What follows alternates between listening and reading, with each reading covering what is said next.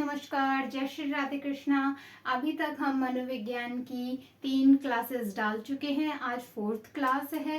Last 2 क्लासों में हमने शिक्षा के बारे में पढ़ा, फिर उसके बाद लास्ट क्लास 3rd क्लास में हमने मनोविज्ञान के बारे में पढ़ा था। लास्ट हमने कल मनोविज्ञान की उत्पत्ति के बारे में पढ़ा कि इसे आत्मा का विज्ञान किसने कहा, इसका आधुनिक जनक कौन है, इसका वर्तमान जनक कौन है, इसका आदि जनक कौन है, इन सभी के बारे में हम लास्ट क्लास में पढ़ कर आए। आज हम मनोविज्ञान के विकास के बारे में पढ़ेंगे। मनोविज्ञान का विकास 4 चरणों में हुआ है। 4 चरण कौन कौन से हैं? आत्मा का विकास और मन व मस्तिष्क का विज्ञान। इसे क्या क्या कहा गया? आत्मा का विज्ञान, मन मस्तिष्क का विज्ञान, चेतना का विज्ञान और व्यवहार का विज्ञान। इन 4 चरणों में मनोविज्ञान का विकास हुआ है। मनोविज्ञान ने अपने अस्तित्व को ग्रहण किया है। सर्वप्रथम है आत्मा का विज्ञान। मनोविज्ञान को आत्मा का विज्ञान किसके द्वारा कहा गया था? अरस्तु के द्वारा कहा गया था। हमने लास्ट क्लास में पढ़ा था मनोविज्ञान का आदि जनक अरस्तु को कहा गया है और इन्होंने मनोविज्ञान को आत्मा का विज्ञान कहा है। इसके समर्थक हैं प्लेटो, देकार्ते, गेरिट।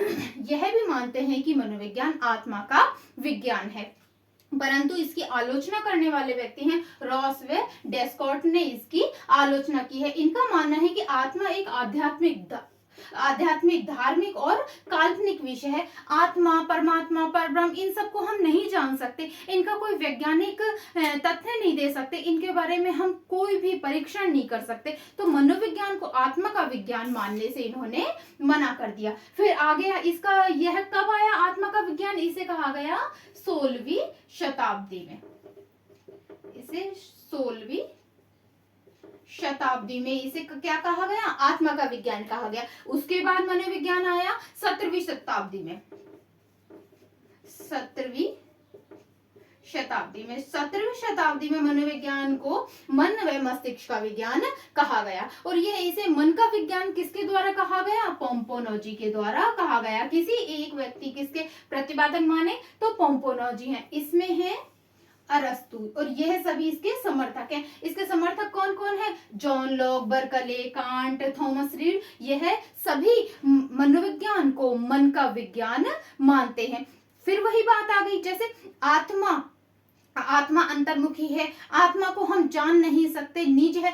उसी प्रकार से मन के बारे में हुआ कि इन्होंने मन की आलोचना करते हुए इसकी क्या कहा गया है कि मन अमूर्त है, निजी है। आप जब अपने मन को नहीं जान सकते तो किसी और व्यक्ति के मन को जानना, उसका परीक्षण करना, उसके बारे में आप कोई तथ्य, नियम कुछ भी नहीं बता सकते। तो इसलिए मनोविज्ञान को आत्मा का विज्ञान और मन व मस्तिष्क का विज्ञान मानने से मना किया गया।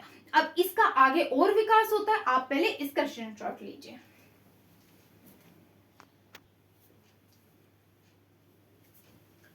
देखिए, मनोविज्ञान को आत्मा का विज्ञान मानने से मना कर दिया, मनोविज्ञान को मन का विज्ञान मानने से हमने मना कर दिया, क्योंकि इनका एक वैज्ञानिक अध्ययन नहीं किया जा सकता था। उसके बाद आए मनोविज्ञान को 19वीं शताब्दी में चेतना का विज्ञान कहा। मनोविज्ञान को चेतना का विज्ञान किसके द्वारा कहा गया? विलियम जेम्स के द्वारा कहा गया। इनके समर्थक थे विलियम वुंट, जेम्स सल्ली और टीचनर। एग्जाम में बस यही 2 पूछे गए हैं अभी तक, विलियम वुंट और विलियम जेम्स को पूछा गया है। 19वीं शताब्दी में मनोविज्ञान को चेतना का विज्ञान कहा गया कि हमारे भावना, संभाव, संवेदना, जो भी हमारे चेतन स्वरूप का ज्ञान है वह सभी मनोविज्ञान के अंतर्गत आता है। अभी इसमें इसका भी विरोध किया गया। इसका विरोध क्यों किया गया? कि इसकी आलोचना करते हुए मैकडूगल, सिगमंड फ्राइड ने इसकी आलोचना करी और इसकी आलोचना करते हुए उन्होंने कहा कि हमारा चेतन मस्तिष्क तो सिर्फ 1/10 है। हम कितने चेतन रूप में कितने टाइम तक रहते हैं कि हम जब सोते हैं तो हम क्या बिल्कुल मृत अवस्था में रहते हैं? हमें तब भी ज्ञान रहता है। किसी चीज की अगर कोई आवाज आ रही तो हम उस आवाज को सोते हुए पहचानते, अरे ये इस चीज की आवाज है। अगर हमारे ऊपर कुछ गिरा है, हमारे ऊपर से कुछ रेंग कर गया तो हमें क्या होगा? कहीं सांप तो नहीं? हमारे मस्तिष्क ने उसको बताया।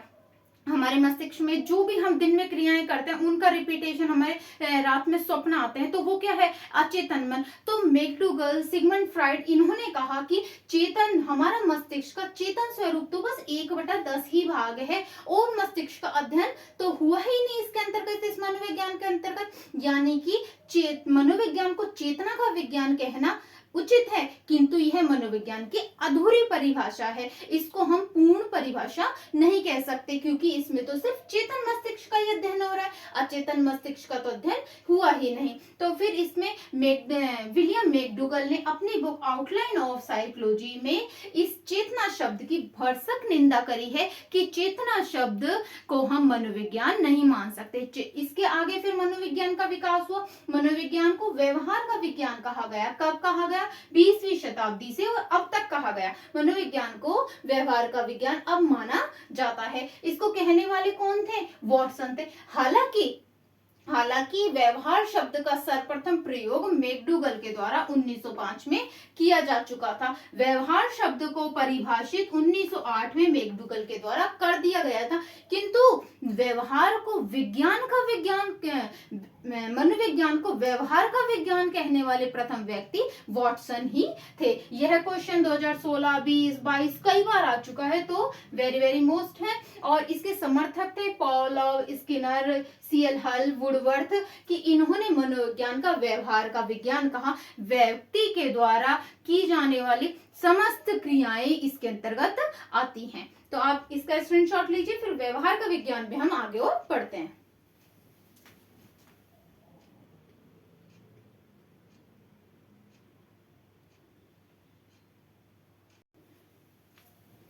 देखिए, मनोविज्ञान को हमने आत्मा का विज्ञान, मन का विज्ञान, चेतना का विज्ञान पढ़ लिया है। कि अब चेतना का विज्ञान हमने क्यों अस्वीकार, मन का विज्ञान क्यों अस्वीकार करा?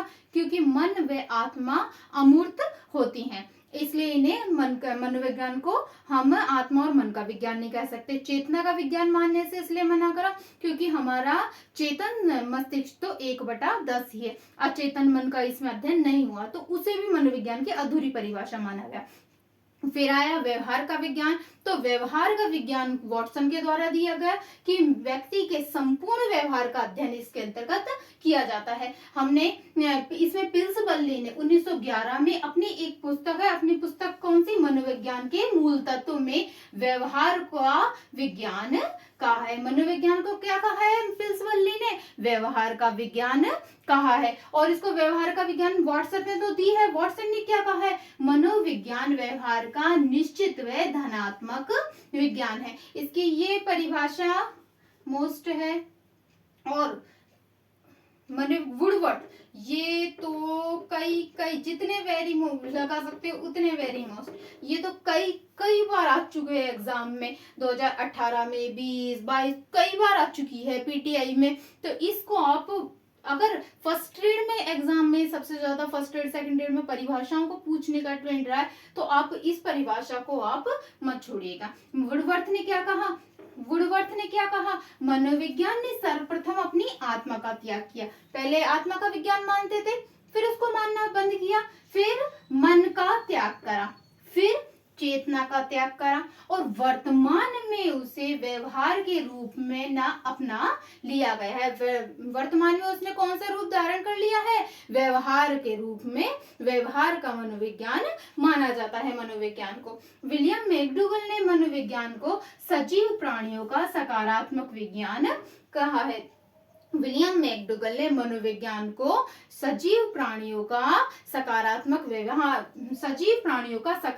विज्ञान कहा है मनोविज्ञान को। तो मनोविज्ञान को वर्तमान में हम किस रूप में जानते हैं? व्यवहार के विज्ञान के रूप में जानते हैं।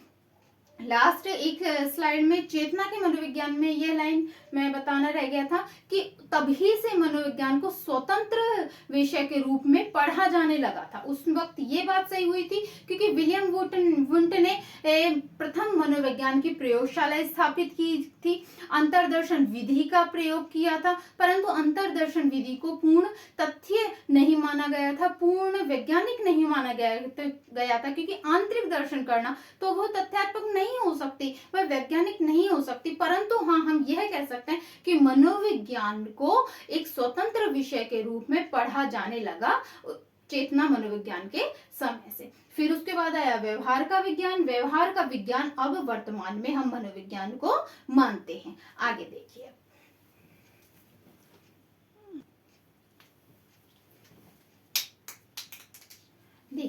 अब हमने मनोविज्ञान का विकास पढ़ लिया, आत्मा का विज्ञान, मन मस्तिष्क का विज्ञान, चेतना का विज्ञान, व्यवहार का विज्ञान। वर्तमान में मनोविज्ञान को व्यवहार के विज्ञान के रूप में जाना जाता है। उसके पढ़ने के बाद हम मनोविज्ञान की परिभाषाओं के बारे में चर्चा करते हैं। सबसे पहले मनोविज्ञान की स्किनर की परिभाषा।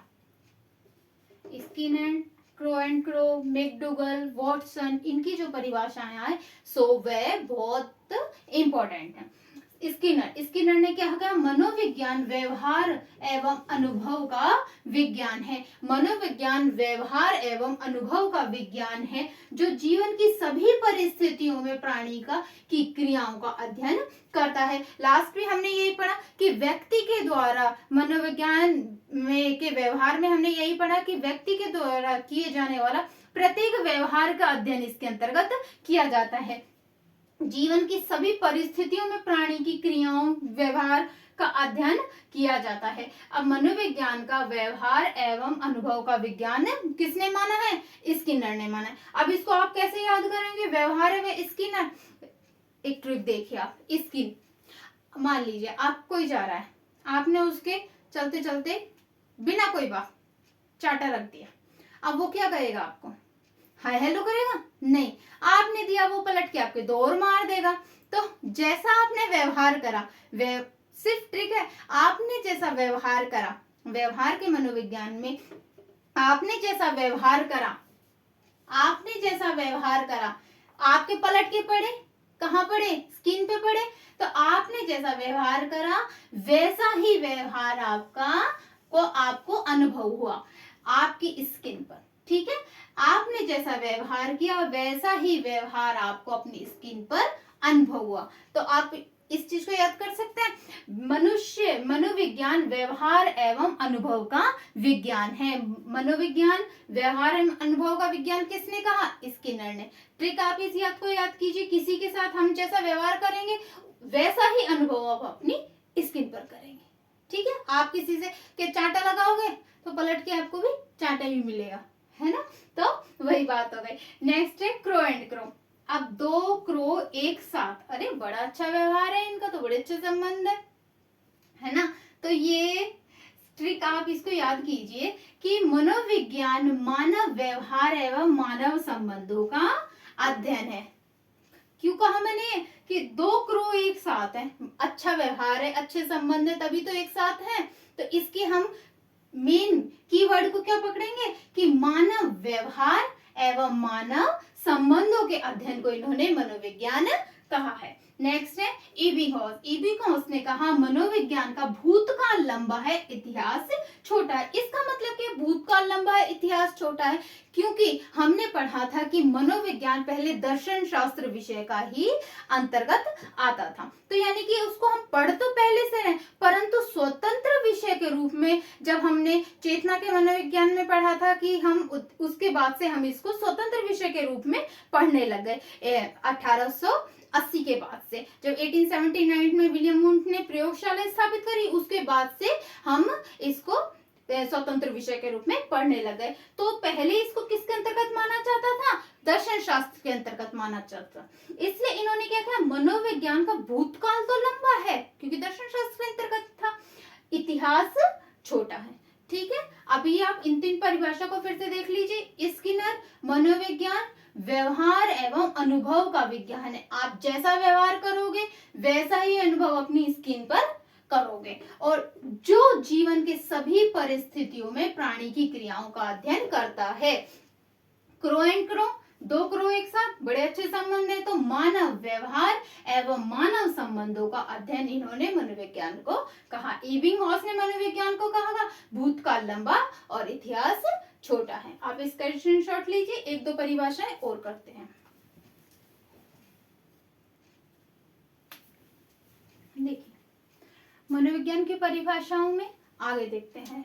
बोरिंग ब्लैकफील्ड की परिभाषा, इन्होंने क्या कहा? इन्होंने बड़ी बोरिंग से बात कह दी, कोई स्पेशल बात नहीं गई। क्या गई? मनोविज्ञान मानव प्रकृति का अध्ययन है।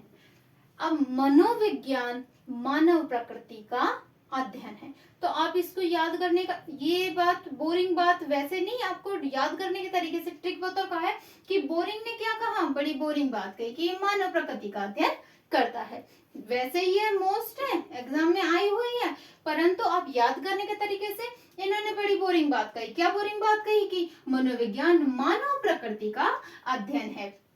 विलियम मैकडूगल, हमने जब मनोविज्ञान का विकास पढ़ा था, अभी उन्हीं में मैंने आपको ये परिभाषा पहले भी बताई थी। अब जो परिभाषा हमने पहले पढ़ी वही हम, जिसने जो तथ्य दिया है उसी तथ्य से संबंधित वो परिभाषा देगा। विलियम मैकडूगल ने क्या कहा है, मनोविज्ञान आचरण व व्यवहार का यथार्थ विज्ञान है। वॉटसन, मनोविज्ञान व्यवहार का निश्चित व धनात्मक विज्ञान है। और विलियम जेम्स ने क्या, यही परिभाषा जब हमने व्यवहार का विज्ञान उसमें भी एक बार लिख चुके हैं पहले, परंतु एक साथ आपके पास रहे परिभाषाओं में कि मनोविज्ञान की परिभाषा हम एक साथ पढ़ें, तो इसलिए मैंने ये दोनों यहाँ पर फिर दोबारा लिखवाई है। विलियम जेम्स, मनोविज्ञान चेतना का विज्ञान है। विलियम, मनोविज्ञान चेतना का विज्ञान है। चेतना का विज्ञान, मनोविज्ञान को किसने कहा, विलियम जेम्स ने कहा, तो उनकी परिभाषा से में भी यही आएगा और उसको हम अच्छे से याद भी कर सकते हैं कि हाँ, चेतना का विज्ञान किसने कहा, विलियम जेम्स ने।